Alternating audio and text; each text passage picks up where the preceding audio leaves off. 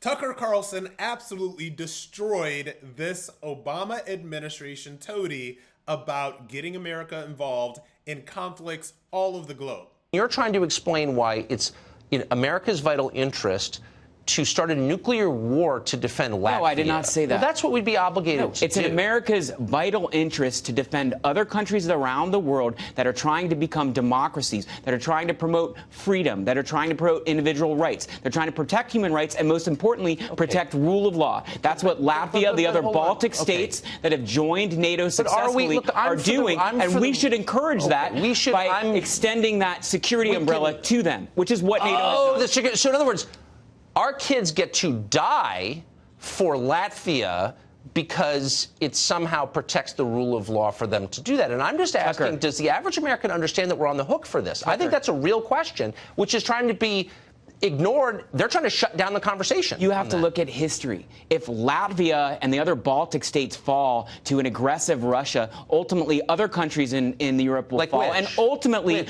it will come back to us anyway, just like World War II. It's these same arguments people made against in favor of not doing anything against Germany and the Nazis in World War II. The exact same argument you just made is what pacifists argue. I'm not actually making that argument. Yes, you are. The Nazis don't exist, and neither does the Soviet Union. I'm making an argument rooted in 2019, which is where we are right now.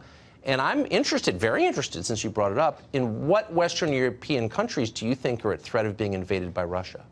Well, certainly the countries that have recently joined NATO, the Baltic states are a threat. That's why you brought them up. But other countries that are not yet part of NATO, countries that are not yet part of NATO. The core of Western Europe. Okay, Ukraine is not part of NATO yet, right? Ukraine but the was reason part of the Soviet Union when I got married, like 20 minutes ago. Yeah, but it wanted to be free, and now it is free. Lots of people want to be free. I'm just saying, and it deserves to be free. But in Western Europe, what countries, the core countries of Western Europe, NATO exist?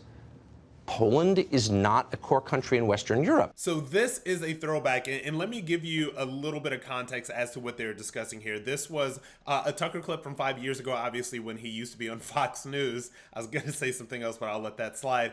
And this was when then President Trump, was considering pulling the United States from NATO. Of course, all these critics were outraged.